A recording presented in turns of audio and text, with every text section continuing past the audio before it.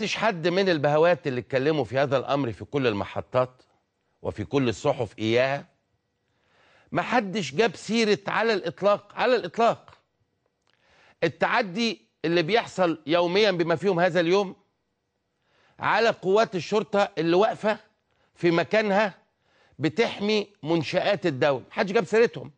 يعني كل الكلام ان الاخ حماده اتسحل وملينا بيها المحطات ومفيش فيكي محطه يا مصر ما حطتش كل يوم ساعتين عملت عليها شوربه وعملت عليها كفته وعملت عليها كوارع وعملت عليها كل حاجه، حكايات قصص.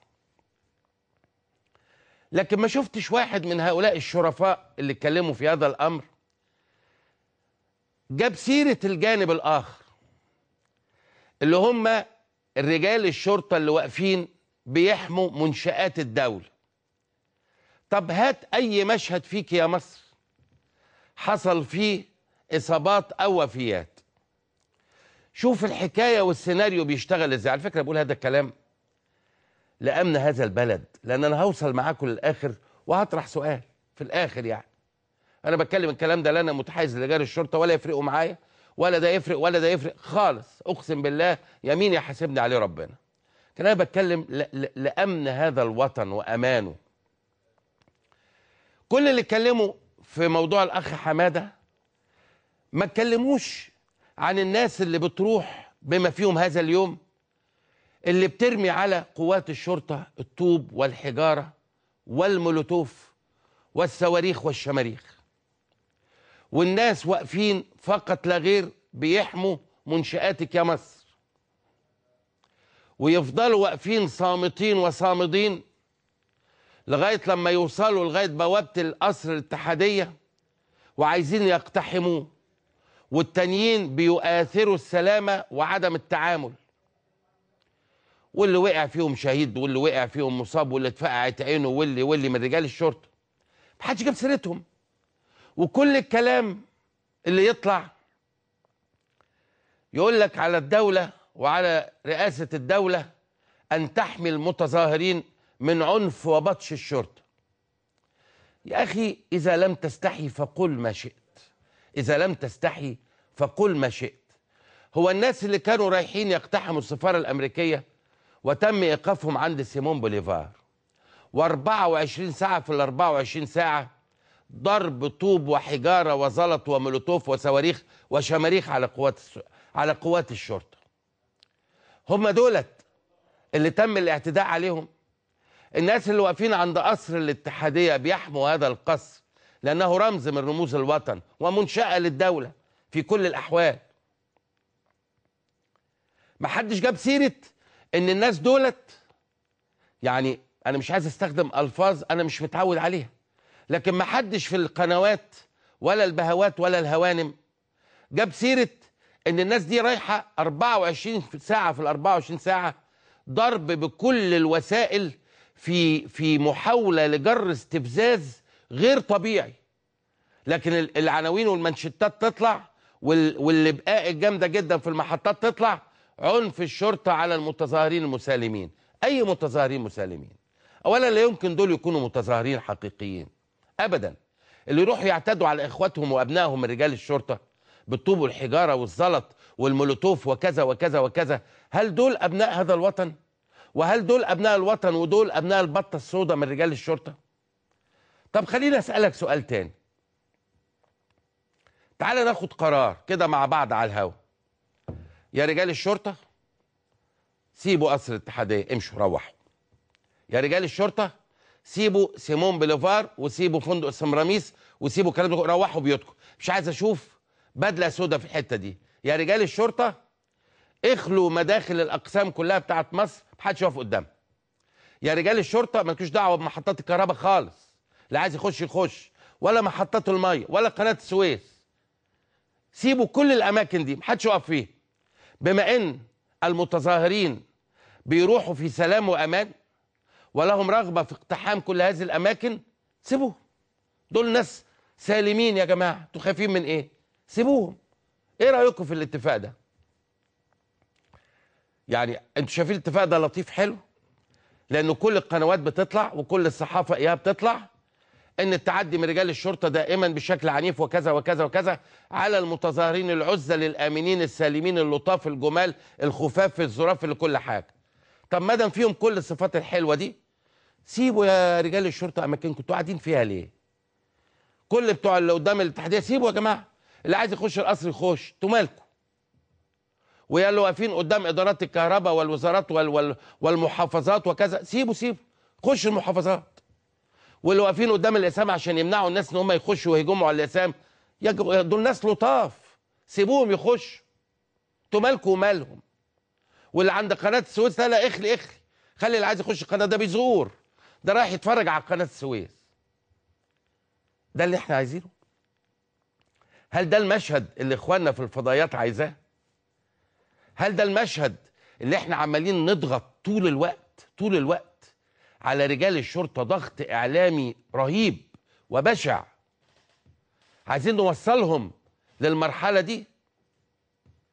طب اذا وصلوا المرحله دي، لا ميليشيات الاخوان تنزل. ما هو الدوله مش هتسمح انه الاماكن دي كلها تخترق.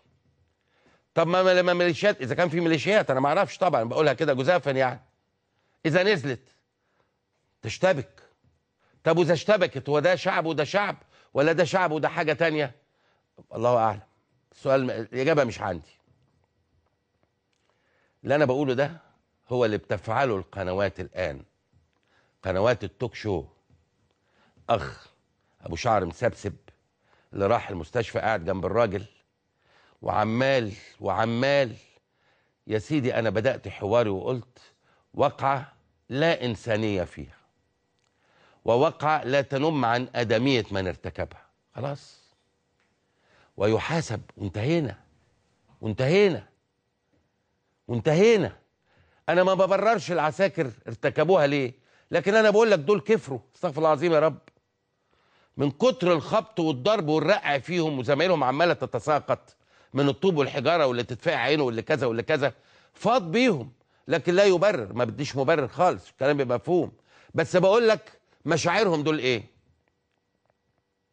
مشاعرهم دول ايه لما بيمسكوا واحد مش من المتظاهر السالم؟ لا، هو اللي وصلهم ان هم يمسكوه ايه؟ مؤكد انه وصل لغايه عندهم وعمال يرقع بالمولوتوف وكذا وكذا، مؤكد. امال يعني ايه اللي وصل ايديهم له؟ وبرضه ما ببررش، هذا تصرف غير انساني وغير ادمي، ولا بد ان اللي ارتكبه يحاسب وحساب عسير. لكن ما يبقاش يا هوانم ويا اساتذه يا كبار يا اللي في القنوات الفضائيه المختلفه، ما يبقاش الثمن ان انا اهدم جهاز الشرطه، ما يبقاش ده الثمن. والا تابعوا بقيه كلامي اللي انا قلته واخلوا كل حاجه وسيبوا الناس تخش. شوف ساعتها مصر هتبقى ايه. انا لا اقر على الاطلاق اي فعل خارج عن القانون، على الاطلاق، لا سحل ولا تعذيب ولا غيره. لكن لا اقر كمان على الاطلاق ان انا وانا بتكلم اغفل طرف عيني عن المعتدين اللي كل يوم بيضربوا في رجال الشرطه، اللي ذنبهم الوحيد ان هم بيدافعوا عن امن وسلامه هذا الوطن. واديتك المثال، اذا عايز تنسى كلام انسان انت حر، لكن انا اديتك المثال. اسحب كل رجال الشرطه من البلد وسيب الناس السالمين الامنين يخشوا. الاجابه عندكم ولا محتاجين ان انا اقولها؟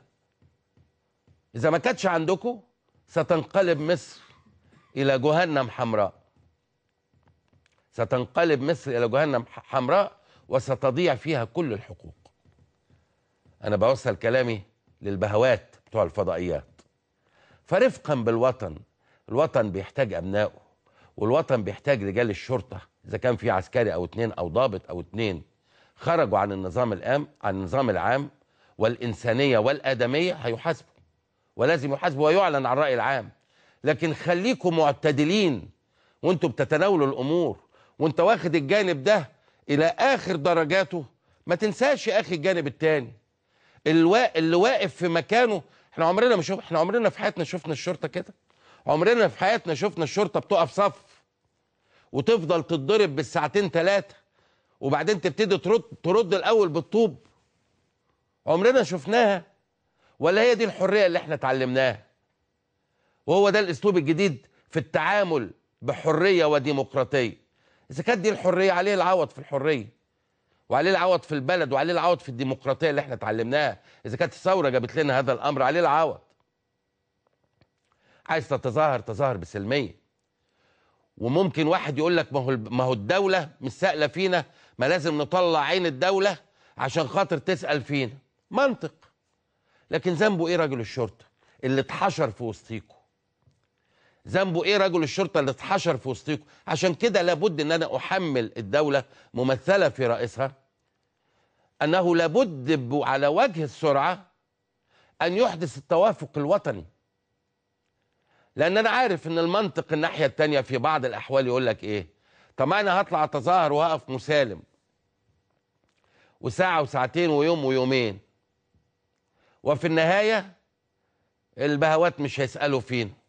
اقصد بالبهوات المسؤولين ورجال الساسه والسلطه في الدوله. مش هيسالوا فينا، فلازم ننغص عليهم حياتهم عشان يفكروا فينا ويتكلموا معانا. منطق، برغم ان انا لا اوافق عليه. لكن امتى المنطق ده يتم تداوله بالعقل؟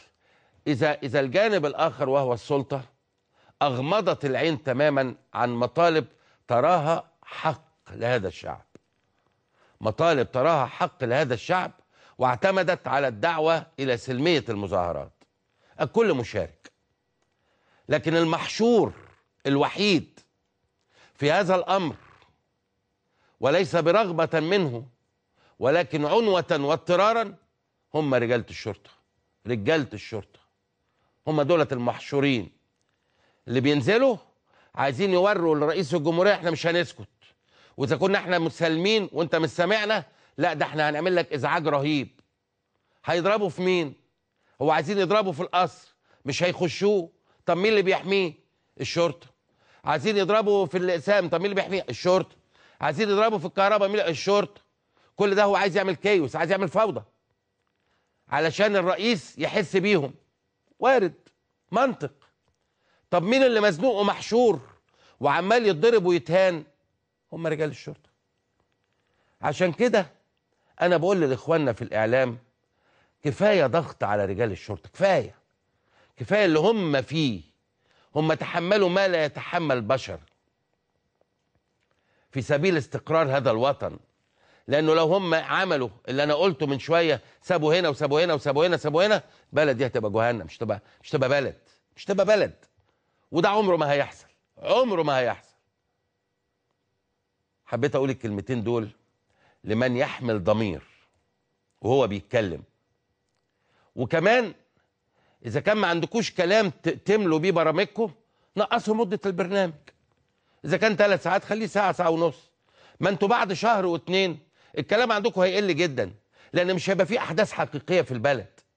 البلد هتمشي في امان وسلام. ما انت قايم على ايه؟ مظاهره هنا والحق يا جدع، واللي وقع واي عيني وبتاع ومش عارف ايه، ويا حقوق الانسان يا بتوع البتنجان يا مش عارف، قصه ماشيه كده، وانت وقتك كله ماليه كده. بعد ان شاء الله باذن الله وقت قريب جدا كل ده مش هيكون موجود خالص. هتعمل ايه في برنامجك؟ خفض الوقت بتاعه، بدل ما يبقى 3 ساعات خليه ساعه ونص، كفايه ساعه. هات الاحداث الطبيعيه بقى في البلد، اجتماعات كذا، استثمارات كذا، سياحه كذا، بتبتدي حاول تبني بدل ما معاول الهدم شغاله طول الوقت. خلاص انا خلصت كلامي في الجزئيه دي. عايز اخد كام رساله واطلع فاصل. طبعا هنا 38 حزب وحركه يدعون لمليونيه جمعه الكرامه بالتحرير، ده مجموعه